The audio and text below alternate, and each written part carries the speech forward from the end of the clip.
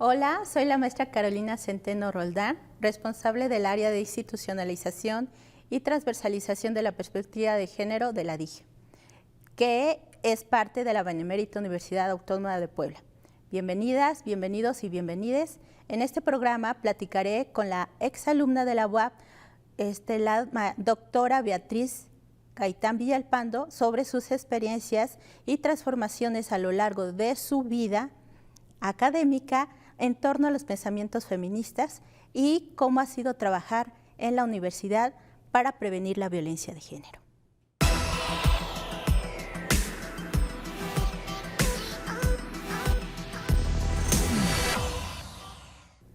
Nos acompaña la doctora Beatriz Gaitán Villalpando, como les decía, pero primero, antes de hablar de ella, quisiera que ella misma se presentara. Hola, Caro, muchas gracias por la invitación. Para mí es un verdadero honor poder acompañarte porque hemos aprendido juntas. Mi nombre es Beatriz Adriana Gaitán Villalpando y actualmente estoy estudiando el postdoctorado en el Instituto de Ciencias Sociales y Humanidades Alfonso Vélez Pliego de la Benemérita Universidad Autónoma de Puebla. También me dedico a la docencia en la licenciatura en Pedagogía y maestría en Pedagogía del Instituto Michoacano de Ciencias de la Educación y pues me dedico a la investigación con perspectiva de género.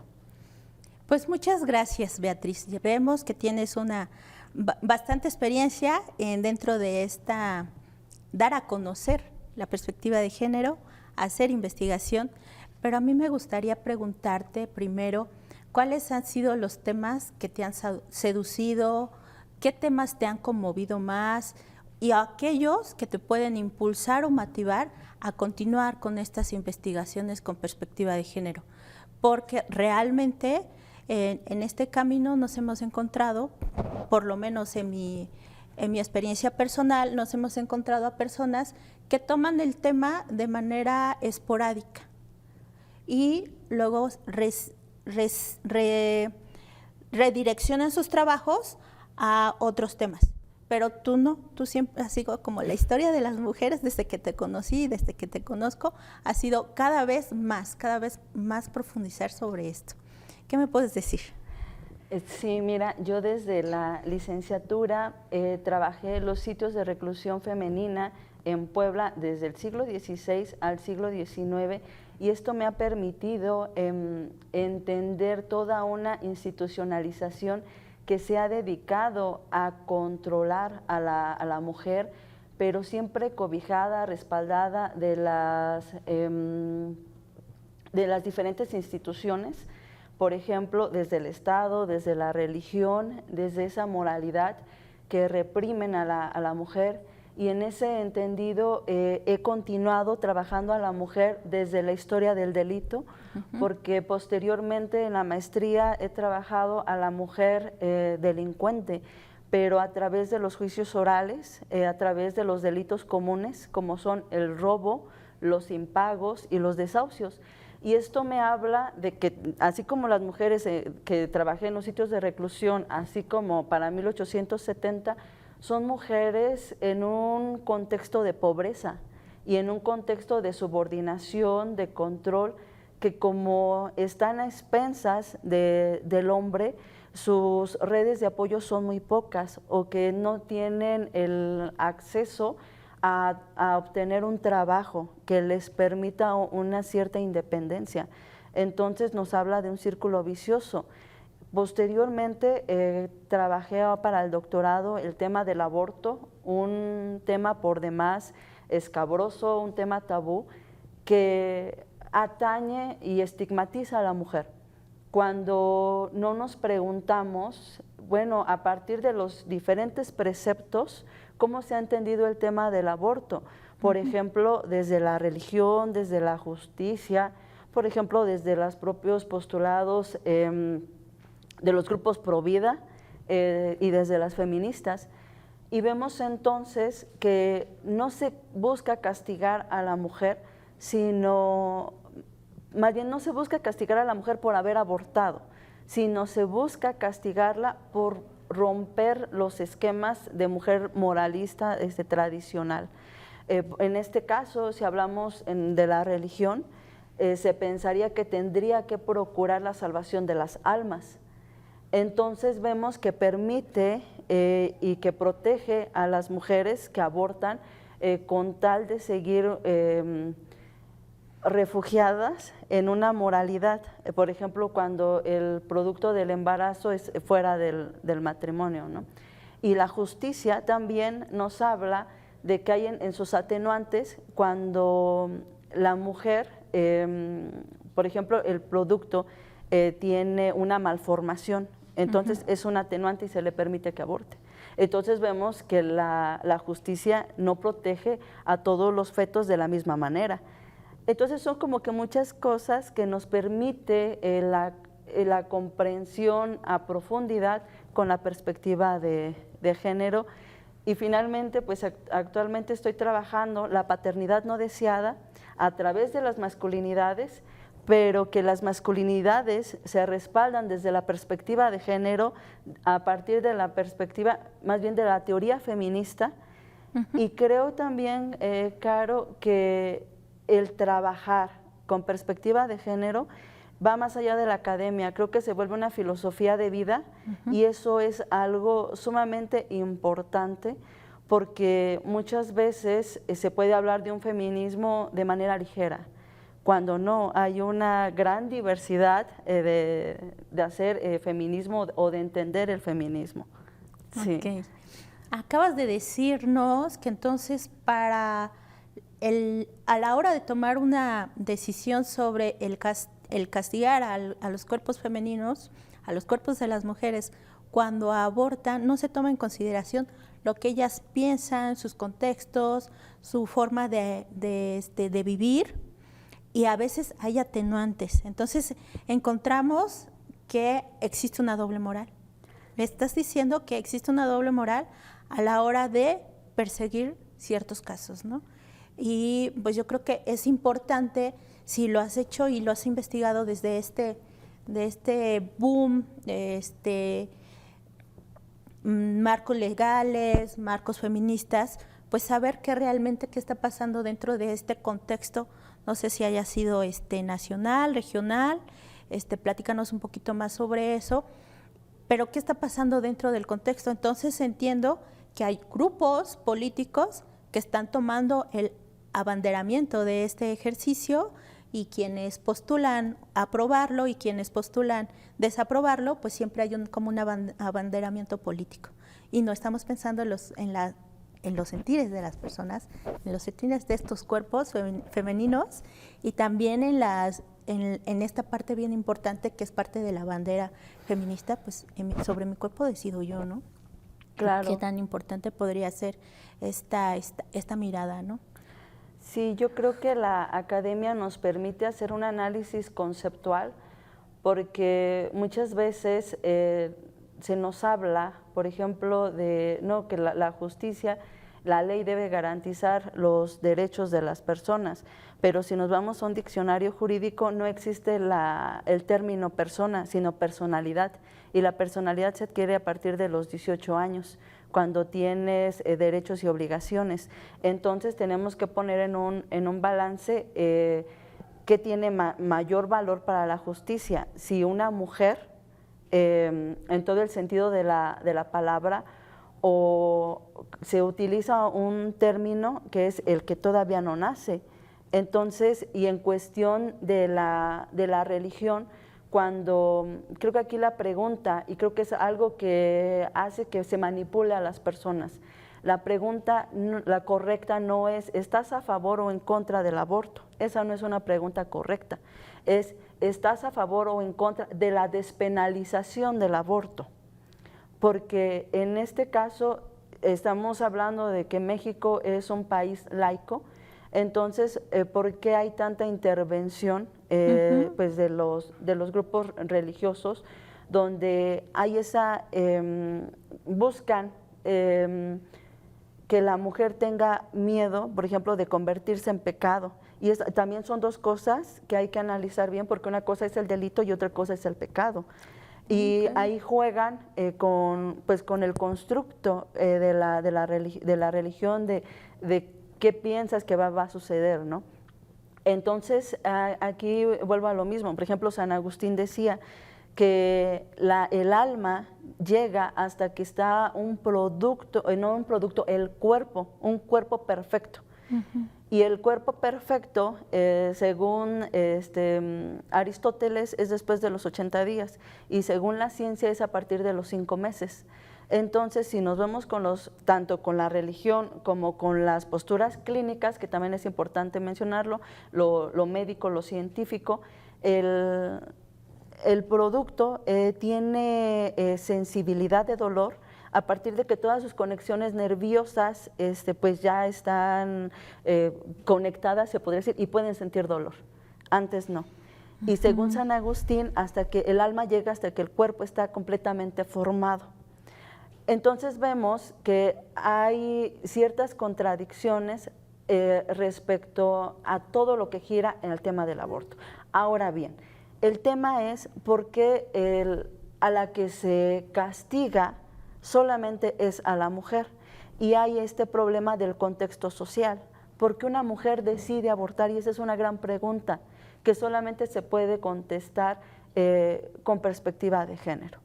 Una mujer no decide abortar de, Carito, vámonos de fiesta, nos embarazamos y vamos a abortar posteriormente, ¿no? O sea, claro que esto no es así, hay todo un trasfondo y los datos estadísticos no revelan la realidad, pero los expedientes judiciales te mencionan que las mujeres que más abortan son las mujeres casadas, que tienen una relación formal, pero que después de tener más de 5 niños, 8 niños, dice, ya no puedo, porque mientras me embarazo, mi esposo me abandona, no cumple como proveedor y yo tengo que mantener a los que ya tengo, que son mujeres que muchas veces no terminaron la primaria. Entonces, llegan a los hospitales públicos, pues debatiéndose entre la vida y la muerte. Y como es un delito que se persigue de oficio del hospital, pues hablan directamente al Ministerio Público y ya están en calidad de detenidas. Pero esto solamente pasa con las mujeres de una economía baja, porque todas las mujeres en un momento, independientemente del estrato social, deciden abortar. Sin embargo, quienes tienen una economía estable, sólida, pues quizá a lo mejor tengo un amigo que es ginecólogo y hasta te hace el favor de practicarte un aborto, o a lo mejor se van al extranjero de viaje y se practican un aborto, mientras que las otras acuden al veneno vaginal, que es introducirse veneno de ratas por la vagina y pues mueren. O también las que les introducen sondas, y imagínate, les recomiendan en estas clínicas clandestinas, que hay varias aquí en Puebla, les recomiendan haga todo el quehacer de la casa, póngase a lavar, póngase a hacer esto. ¿Y qué pasa? Que se están perforando por dentro. Y pues obviamente la sonda anticonceptiva pues no es inteligente y te perfora toda la matriz. ¿Y qué pasa? Pues que mueren desangradas, mueren por sepsis. Y creo que hay muchas mujeres, y te lo cuento rápidamente porque me encontré un expediente judicial que nos demuestra que las mujeres no conocemos nuestro propio cuerpo. Imagínense, en la escuela, por cuánto se ha tenido que pasar para poder conocer tanto los órganos sexuales masculinos como femeninos, y no se conocen. Encontré el caso de una mujer divorciada que ya llevaba 7 años de divorcio, tenía 4 hijos y estaba con su familia. Empezó a tener relaciones sexuales con un compañero del trabajo y como era tan exacta, cuando se dio cuenta pues, que su menstruación no llegaba, decidió ir a practicarse un aborto. Bueno, para no hacerlo largo, en la autopsia, porque finalmente ella muere, mencionan que no estaba embarazada.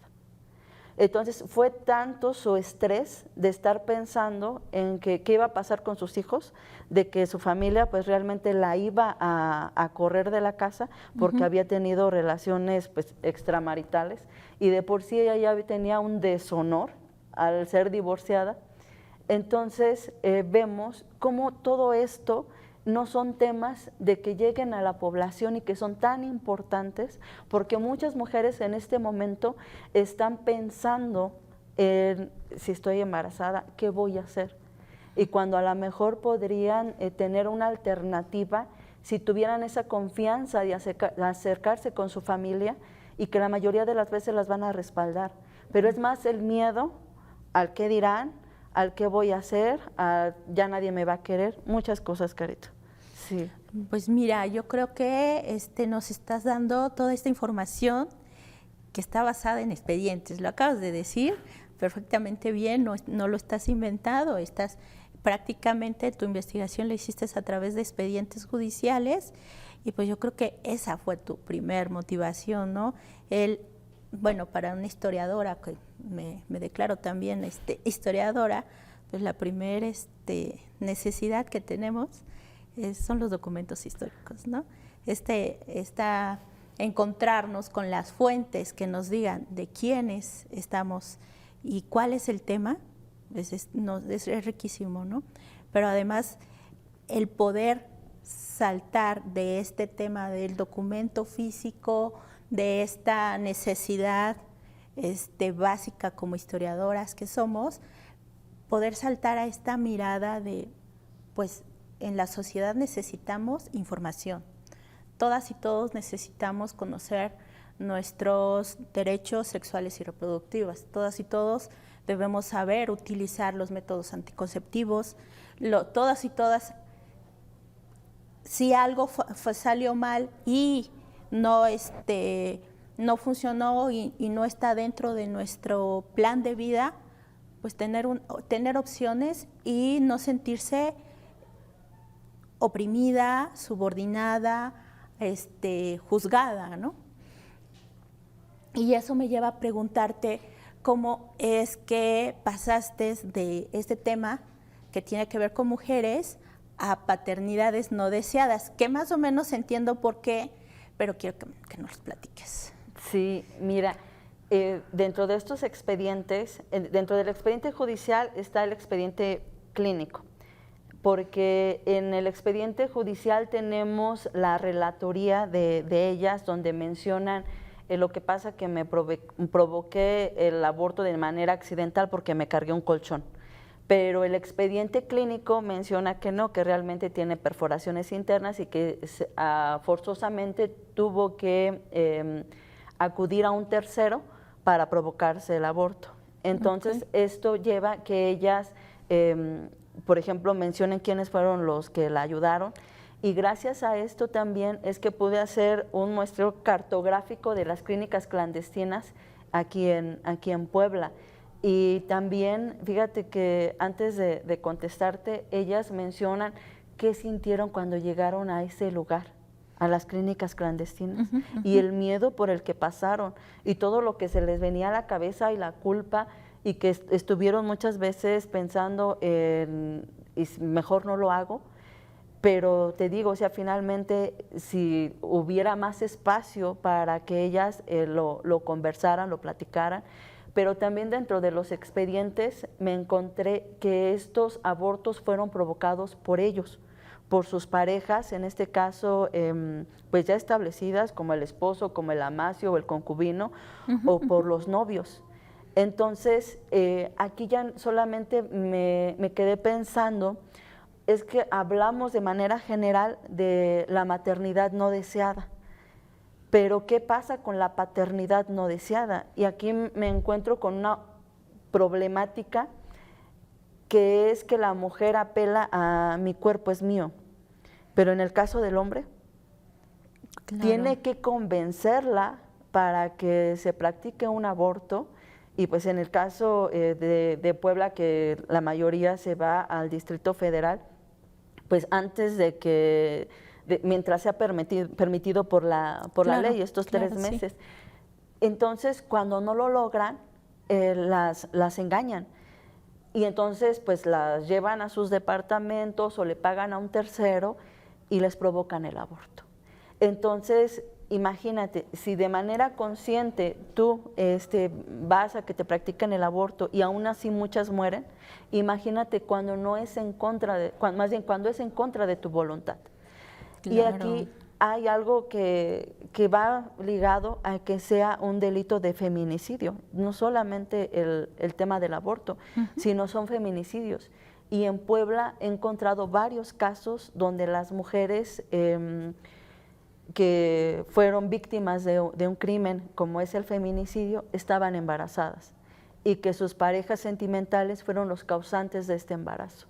Entonces, a partir de la perspectiva de las masculinidades, que te digo va de la mano con la perspectiva de género, vemos que ellos tienen muchos miedos de convertirse en padres, porque están estudiando, pues a ellos económicamente dependen de sus padres, entonces tienen un proyecto de vida que con esta relación sexual, que también es algo bien importante, que muchas veces esta pareja no la piensan para su esposa. Entonces a lo mejor puede que sí quieran ser padres, pero no con ella. O también puede que sea, más bien es importante decir que no es que no quieran ser padres, pero en ese momento pierden el sentido común y una cosa lleva a la otra, y que es muy importante que en las escuelas se hable tanto de la responsabilidad de la mujer como del hombre y dar a conocer cómo el intentar que una mujer aborte pues es sumamente riesgoso y que te puedes convertir en un feminicida. Y es que los casos que vemos en la prensa y en los expedientes judiciales realmente son muy lamentables. Y vemos que en este caso, los victimarios no tienen un antecedente de que sean violentos, no tienen antecedente de que tengan algún conflicto o que sean posesivos, o sea, no, simplemente llega una coyuntura que es el embarazo. ¿Qué pasa con el embarazo, tanto para las mujeres que no quieren ser madres como para los hombres que no quieren ser padres? Y por eso es que ahorita estoy trabajando las masculinidades, intentando comprender el constructo cultural y social de los hombres, porque es una gran responsabilidad. De repente eres joven, todos felices, estudiando, y de repente te tienes que convertir en proveedor, y no solamente ser capaz de mantenerte a ti mismo, sino mantener a la mujer y mantener pues al hijo, ¿no? Muy complejo, es muy complejo. No, me parece increíble que lo hayas finalizado así, porque es una idea, me llevas a pensar y a decir cómo es que se han dado cursos sobre la asignación de género, sobre la identidad de género, pero los estereotipos y los roles de género están presentes. No hemos sido capaces de soltarlos, ¿no? Porque esta idea de que me voy a convertir en proveedor, voy a tener que mantener a mi pareja, al bebé. Bueno, pensemos un poco en qué es lo que estamos esperando de la vida, ¿no? Como personas, ya sea hombre, mujer, de la identidad y orientación sexual que quieran. Y yo creo que es importante esto que acabas de decir, cómo nos hemos construido hombres y mujeres y cómo se han construido esta forma de pensar, y es en este momento que pasó. Y bueno, dado que nos queda poco tiempo, creo que es importante, y me lo dirás, a partir de la Ley General de Educación Superior se establece, en este año se ha establecido la participación de la SEP en la eliminación de todos los estereotipos en los materiales didácticos de primaria, secundaria, media superior. Ya es ley que la SEP tiene que regir estos materiales, pero a nosotras, a ti y a mí, ¿qué tarea nos queda para transversalizar efectivamente la perspectiva de género y que se haga más visible que es importante prevenir la violencia de género y la discriminación. ¿Qué tareas tenemos pendientes? Nada más. Sí, mira, primero aplaudir esta ley en México que nos habla que los que están a cargo, los que son los responsables, son académicos, son intelectuales, pero no de la vieja guardia, sino que están a la orden del día y que ven que precisamente el no contar con una perspectiva de género en la educación es la causa de muchos problemas en la sociedad. Que realmente muchas veces hablamos de se busca la inclusión, pero no es así. Creo que la primera que hace estas separaciones es la propia escuela. Te comentaba, yo como profesora en la licenciatura en pedagogía y en la maestría, que es formadora de maestros, de profesores, lo primero que les comento es qué vamos a hacer desde nuestras trincheras, y entonces es valernos de ello para decir tenemos que hacer investigaciones a profundidad, porque de repente nos hablan, por ejemplo, de la comunidad LGBT, pero ya no aparece nada en los libros de texto. Y ahora vemos que causa todo un revuelo la sola banderita del inicio, y claro, que vemos que eso, bueno, ok, ya estamos retomándolo. Y creo que entonces nosotros tenemos que analizar y proponer, porque no es solamente importante, por ejemplo, un médico de obstetricia, no es solamente importante que sea una eminencia en su área. Si a la hora del parto le dice a la mujer, ya cállese señora, o hubiera cerrado las piernas, ¿no? Entonces, si esa persona tiene perspectiva de género desde su formación básica, de su formación media superior, que tenga la empatía, y eso es algo sumamente importante, porque independientemente de la profesión tenemos que tener una congruencia con la sociedad, y vemos que de repente, por ejemplo, aquí lo veo, y hablo en el caso de Puebla, no quiere decir que en el resto del país no suceda, pero que los que se encuentran como funcionarios, por ejemplo en el Ministerio Público, que si no tienen esa sensibilidad, pues realmente muchas mujeres tenemos miedo de ir, porque sabemos que no vamos a ser escuchadas, sino que vamos a ser violentadas, y que te van a decir, señora, ¿qué andaba haciendo a esa hora en la calle? ¿O qué andaba haciendo con esa minifalda? Entonces nosotros como académicos tenemos que seguir abanderando y mencionando que es importante los temas que se hacen dentro de la universidad, porque solamente el conocimiento dentro de la universidad pues dará luz para resolver muchos problemas que nos atañen a todos, tanto a mujeres como a hombres. Pero también, y creo que es muy importante decirlo, con los que no son heterosexuales. Eso es algo muy importante, los que no se consideran heterosexuales y que son invisibilizados y que son violentados. Entonces yo aplaudo mucho la ley que tú me comentas, que busca que no seamos solamente de manera superficial todes, no, sino todes en un contexto de ley. Y como dice Porfirio Díaz, si no existe la ley, entonces no se pueden hacer cambios. Entonces yo aplaudo esto. Sí. Muchas gracias, Karen. Muchas gracias, Betty.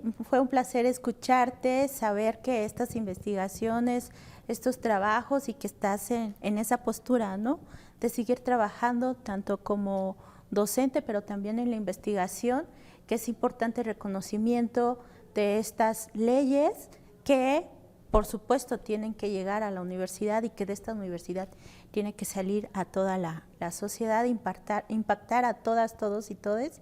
Y pues agradezco a todas, todos, todes el día de hoy su compañía. Hasta pronto.